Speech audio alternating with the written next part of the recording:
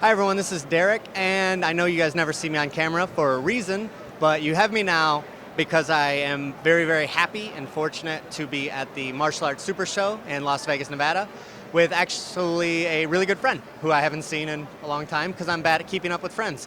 But I'm with John Whitman, who's the owner and the one who started the Krav Maga Alliance.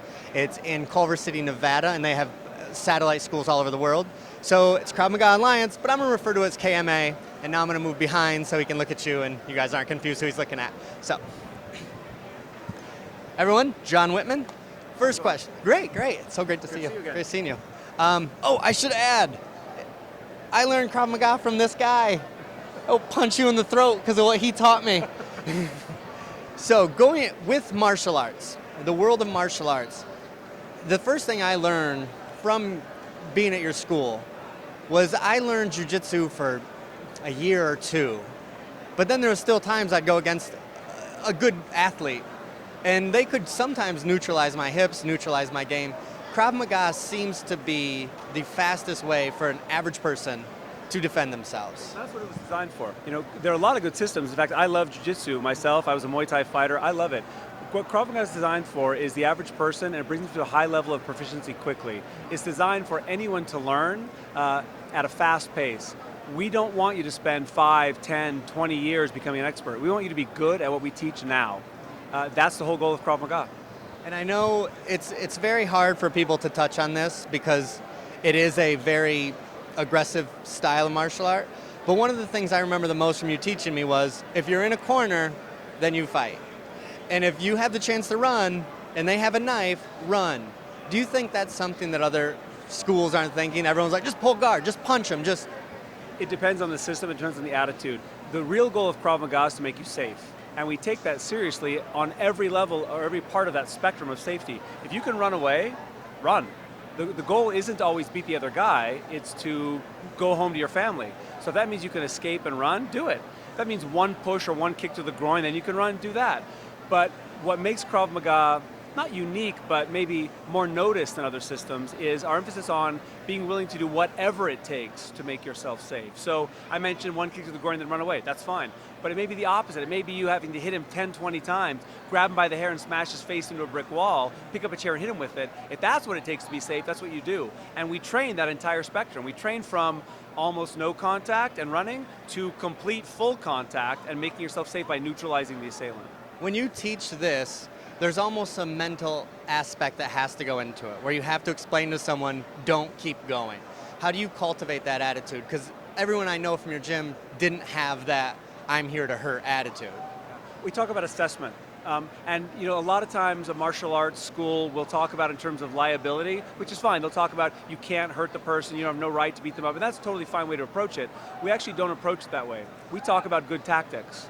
For instance, instead of saying, well, it's not legally proper to hurt somebody when you're not in danger anymore, which is correct, we don't talk about it that way, because you're not in the middle of a fight, you're not thinking about legalities. We talk about good tactics. If you have neutralized an assailant, and he really is no threat to you any longer, then you're wasting your energy and your time by focusing on him. You're better off stepping back, saving your energy, scanning the area for other threats, and in that way you're no longer hurting him. So we talk about it more in terms of good tactics than liability, but we do teach people how to assess properly. And after going to different boxing schools, Muay Thai schools, jiu-jitsu schools, the thing I like the most, and I'd like you to touch on, is some of the training weeks. I remember we had, you can't see because your eyes are what, not Mace You week, but and then you had Street Clothes Week, and you had Defend Yourself While You're in Bed. Can you walk us through some of the reasons you did that, why, how it works? The heart of Krav Maga is reality-based training. We want people to be ready to defend themselves and able to defend themselves in real-life situations. As I said before, I'm a lover of MMA, Muay Thai, Jiu-Jitsu. I love those things. And they're great for training. They can help you on the street. But the one thing they don't provide is that training and reacting from an unprepared position. All those systems we mentioned are awesome, but they always train you to be ready. Like you warm up, oftentimes you know the person you're going to fight several months in advance, you are prepared for that fight. We test things by how they work when you're not prepared. And one of the ways we do that is with the theme weeks. We'll do a whole week of training where you have to train in street clothes. We make the men come in either tighter jeans or a suit and a tie. We'll make women come in wearing skirts. We'll have them wear shorts underneath the skirts so they're not embarrassed, but we'll make them wear skirts. We'll make the women wear their hair down. We'll make the worst training I ever did myself was in flip-flops. I thought that it'd be hard to train in dress shoes. Flip-flops were horrible. So you start learning how to function, how to move in those realistic situations. We did the same thing with Home Invasion Week. We make people lie in a bed with blankets over them and they're attacked. Well, if you don't practice that, then it's a whole situation you're unfamiliar with. That's bad for fighting. So we make people train in realistic environments. And you have more law enforcement at your school than I've seen anywhere else.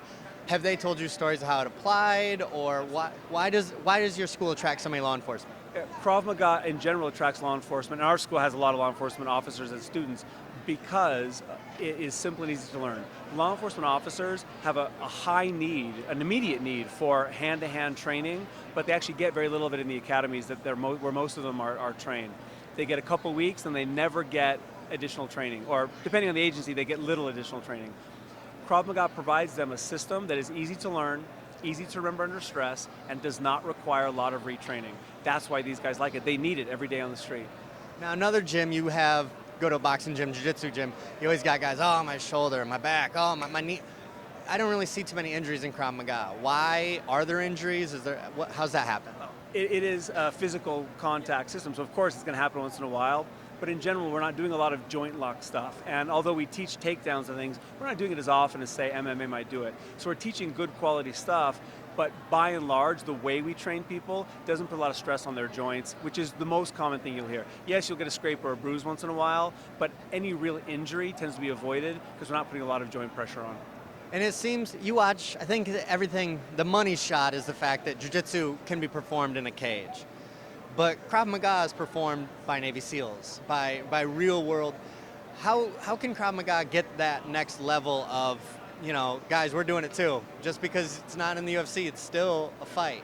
It's actually a good question, and just I don't have a great answer for you, because the advantage of systems like jiu-jitsu is that we could roll right now and we could see if that technique works, because we're not really hurting each other. Now, what I hate is when Krav Maga practitioners say, well, we can't do it in the ring because we'll really hurt people. You can test 90% of Krav Maga in the ring. You can. I've been in the ring. I went to do Muay Thai fights because I wanted to test what I had learned. We can't do all of it. Groin strikes and eye gouging. So you're never going to really see Krav Maga in an MMA fight. But we can test ourselves to some degree. That last 10%, you're right, we just can't do. But as you said, there are guys doing it every day. There are law enforcement officers, military units doing it every day. And those guys will tell you that what they need is simple, effective, efficient, aggressive techniques that they can use while they're wearing a pack and holding a weapon. And that's Krav Maga. And fitness-wise, how can people prepare for classes of Krav Maga? How can they? Yeah. Well, Krav Maga itself has a fitness regimen. Like, we make you more fit. One of the best ways is a program that we provide called Strike Fit. It is all the conditioning you're going to need. You'll learn the skills, the striking skills, and the movement skills. You'll learn some MMA-based exercise. We actually provide a program called Strike Fit that gets people ready. But even if you're not going to do Strike Fit, you can jump into a Krav Maga class. You're going to sweat, you're going to feel it, but you're going to be okay. And you have, let's say, you have a very large female contingency. Is it because of the self-defense aspects that attracts them? Yeah. Frankly, especially in the lower levels, we have about a 50-50 ratio men to women, which most gyms don't have. Go to most MMA gyms and you're not going to find that ratio. By the way, I believe that women should be grappling more. They should learn more groundwork. I think they should all take higher level BJJ, but a lot of them just don't want to. Whether that's good or bad, it's a fact. In Krav Maga, they find what we believe is enough ground training to make them safe against most situations, and they're eased into it in a way that allows them to feel comfortable doing it. So yeah, we have a great ratio of men to women. Now, since you've fought Muay Thai, you trained with Alex Gong, you've been around Basrut, and you've been around great guys. Not to bash any other school, so I won't name, but when you go to other schools, whether it's your own satellite or another Krav Maga, do you look at the fact that you have such a Muay Thai background and you've transitioned into Krav Maga? Do you see other guys that maybe it would have been beneficial for them because they're doing Krav Maga and striking, but yours has a little bit more of a hip to it? Yeah, listen, people have to fight. And one of the downsides of, depending on who you talk to, of course, of some Krav Maga practitioners is they spend all their time on the Krav Maga techniques and not actually fighting enough. You need to fight. Every self-defense situation becomes the fight. Hopefully it's a fight that lasts 3 seconds while we kick the guy's ass, right? But every self-defense situation, even a simple one, becomes a fight for a few seconds, and it's a fight you have to win. And you're going to be better at that portion of the self-defense situation if you have some fight experience. So yeah, people have to make it part of their training, and we do. Again, people come to us for Krav Maga, not to be ring fighters, so we ease them into it. We don't throw them into the ring or the cage right away. We ease them into that sort of training. But before they get to a certain level in Krav Maga, they have to experience some actual real sparring, hard sparring, because that's part of the fight. And you have, I remember a lot of families that were there. Mothers, daughters, sisters, brothers. Most of the time when I go to a striking gym, my mentality is always, you gotta dislike someone a teeny bit to hit them. And so you go to a boxing, I've been to Wild Card, nobody looks at you, nobody's nice to you. Personally, because you've built it from the ground up, how have you made it at a very, very, very aggressive gym, very, very friendly and family, and everyone feels comfortable? It's all based on control and professionalism. And the truth is, some gyms are like what you described, where everybody feels like they're in competition with the rest of the people. I think there are a lot of gyms that aren't like that. There are a lot of great MMA clubs where, yeah, when the bell rings, you're going to go hard, but you're going to shake hands and hug each other afterwards. You're going to sort of admire that person and appreciate and respect them. That's what we try and cultivate in our gym.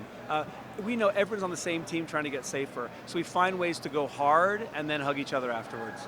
John, I can't thank you enough for teaching me Krav Maga and seeing you again. Good to see you.